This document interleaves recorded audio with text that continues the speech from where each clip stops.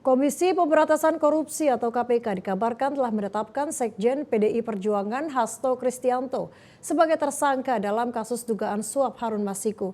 KPK menduga Hasto ikut memberi suap bersama Harun Masiku kepada eks-komisioner KPK Wahyu Setiawan terkait pergantian antar waktu atau PAW anggota DPR.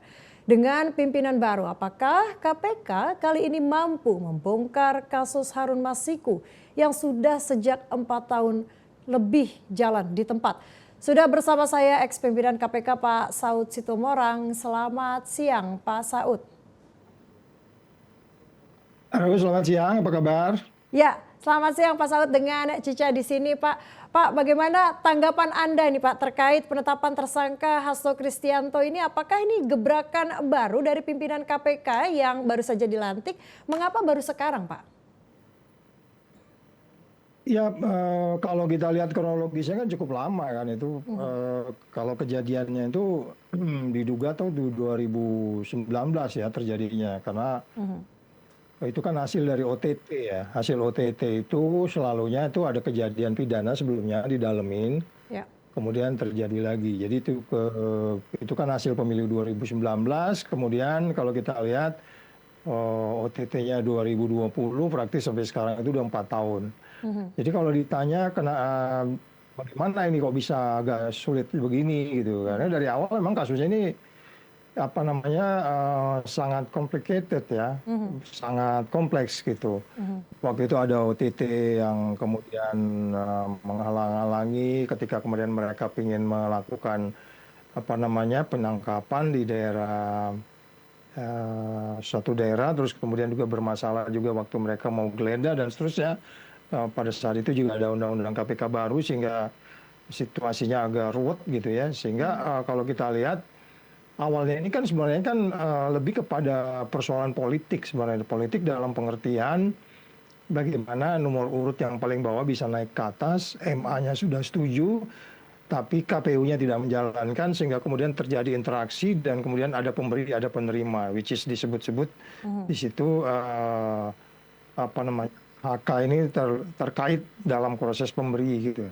Nah, penerimanya sudah dihukum, sudah keluar, ya kan biasanya dalam hukuman itu penerima itu lebih berat hukumannya, paling nggak bisa 2 kali dari si pemberi, karena pemberi itu biasanya di bawah pengaruh kuasa biasanya kalau kita bicara penyelenggara negara.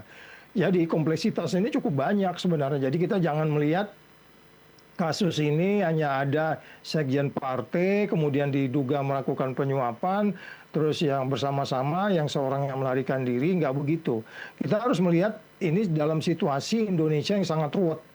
Indonesia ini sangat ruwet, tindak persepsi korupsinya 4, money politiknya juga kayak begitu, KPU-nya juga kayak begitu, ya kan? Nah, jadi sekali lagi kita melihat kasus ini harus lebih mendalam, tidak hanya sekedar isu politik gitu ya, isu politik dalam pengertian gini loh, kan ada kesan sepertinya ini kok lama-lama dibiarin baru sekarang gitu, pada saat ketua KPK-nya baru masuk kok baru dilakukan tindakan. Ya, orang boleh membuat framing macam-macam, boleh juga framing pemerintahan sekarang seolah-olah politik segala macam. Nah itulah kalau memang negara yang indeks persepsi korupsinya 34, jadi orang akan berframing macam-macam. Ya lagi-lagi ini persoalan pemerintah sekarang untuk membangun kepercayaan.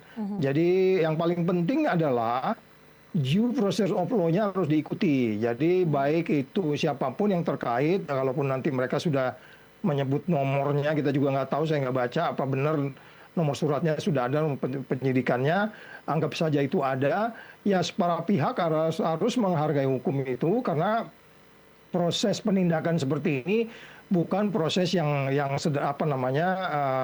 segalanya bakal runtuh, kemudian karena dia sekjen partai, partainya bakal runtuh, nggak begitu juga. Kan kasus ini bukan satu yang pertama, kita juga malah pernah pimpinan DPR dan seterusnya. Toh nanti setelah vonis kemudian berjalan. Tetapi kalau kita mau memframing kemana-mana, itu akan bisa terjadi. Oleh sebab itu akan lebih baik kalau proses ini dipercepat, karena memang penerimanya juga sudah keluar, walaupun salah satu yang melarikan diri itu sampai sekarang ini belum kembali, tetapi yang paling penting kita harus menghargai prosesnya gitu Mbak. Artinya Pak Saud setuju nggak kalau misalnya dengan penetapan Hasto sebagai tersangka ini merupakan titik awal, titik terang untuk penangkapan Harun Masiku yang sebetulnya ini tersangka utamanya nih Pak? Ya, jadi itu kan kalau dibilang menurut KUHP kita pasal 55 itu bersama-sama itu kan siapa yang duluan apa namanya dilakukan penindakan itu soal strategi. Kenapa kan dari awal kan kalau Harun Masiku yang disebut-sebut, Hasto baru sekarang disebut-sebut. Nah itu soal soal lain ya. Maksud saya apakah kemudian penindakan ini akan membuka kasusnya menjadi lebih terang? Ya, saya pikir lebih baik. Artinya gini, akan ada proses pra-peradilan, akan ada proses pendampingan, ada proses katakanlah counter dari partai politik yang bersangkutan. Itu proses yang biasa saja, nggak boleh juga dihalang-halangi karena hukum itu kan harus adil, harus pasti, dan kemudian harus memberikan kemanfaatan dalam pemberantasan korupsi. Jadi sebaiknya, kalaupun kita katakan bahwa ini akan membuat jadi lebih terang seperti pertanyaan tadi, ya akan lebih baik. Dan kemarin kan saya tadi di bagian depan mengatakan pemberi itu kan biasa hukumnya lebih ringan.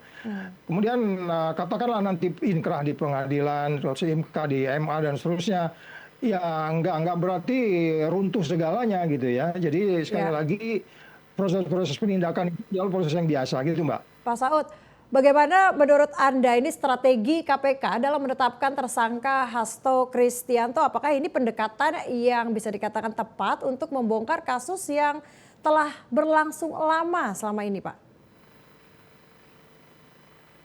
Oh iya, nanti kan mereka tinggal mengembangkan. Kalaupun nanti dia nggak, si yang satunya tuh Harun yang belum tertangkap, kemudian ini sampai ke proses persidangan, kan nanti kan ujung-ujungnya kan nanti penuntutan. Kemudian nanti kan di dalam persidangan itu nanti ada yang terungkap hal-hal baru atau hal-hal yang tidak baru, sehingga kalau pertanyaannya apakah akan ini membuka kasusnya menjadi lebih terang, ya tentunya kelihatan daripada hakim, penyidik, penuntut untuk mengungkap bahwa sebenarnya politik yang baik itu kayak gimana, penyelenggara negara yang baik itu gimana, pimpinan partai yang baik itu gimana. Terus bagaimana kita juga harus mengevaluasi sistem politik kita yang tadinya kan awalnya dari nomor urut paling bawah harus naik ke atas, walaupun itu MA sudah setuju, partai politiknya sudah mengajukan bahwa ini kami mengajukan ini dengan syarat-syarat kriteria mereka, tapi kemudian KPU-nya tidak bekerja, sehingga kemudian terjadi penyuap. Ini kan yang mau kita ambil kan tujuannya adalah tujuan pemerintahan sekarang ini kan sebenarnya mengangkat indeks persepsi korupsi. Iya kan, kalau sekarang 34, ya ini bagaimana sehingga kemudian proses yang transparan dan terbuka ini nanti kan menimbulkan kepercayaan. Nah, gitu, berbicara mengenai transparansi tadi, Pak Saud, apakah menurut Anda bisa melihat adanya potensi intervensi politik dalam proses hukum kasus ini, Pak? Bagaimana KPK bisa menjamin objektivitas dan transparansi dalam menangani kasus ini? Singkat saja, Pak Saud. Ya, orang Indonesia kan memang selalu begitu ya, selalu mencampur adukan persoalan politik dengan hukum. Jadi kalau dibilang ada potensi campur tangan baik dalam proses penentuan ini maupun nanti dalam perjalanannya bisa itu terjadi. Kan kita sudah punya pengalaman, pimpinan KPK malah diancam suruh memberhentikan perkara. Situasinya sampai saat ini belum berubah. Oleh sebab itu kita berharap biarkan saja para penyidik, penuntut dan lain-lain di KPK untuk kemudian mereka berbuat. Tidak ada yang saya sebut sebagai diremote dari luar. Siapapun ya biarkan saja mereka bekerja. Sehingga kemudian tujuan kita untuk ekonomi lebih baik dan korupsinya lebih menurun kan ini kan yang mau disasar kan perilaku ya nggak? Jadi kita harus melihat ini sebuah kasus apa adanya, hilangkan dulu framingnya, nanti berdebat di pengadilan. Ada pra-peradilan dan seterusnya. Jadi sekali lagi kalau proses ini dilakukan dengan transparan, itu syaratnya pemberantasan korupsi Anda harus transparan, Anda harus terbuka. Tapi nanti publik juga bisa menilai ada potongan-potongan informasi yang menunjukkan bahwa hal ini memihak dan seterusnya gitu. Baik, terima kasih Pak Saud Situmorang atas waktunya. Kita harapkan kasus ini KPK dapat memastikan bahwa pemeriksaan kasus ini secara transparansi dan akuntabilitas. Terima kasih Pak Saud atas waktunya, selamat siang.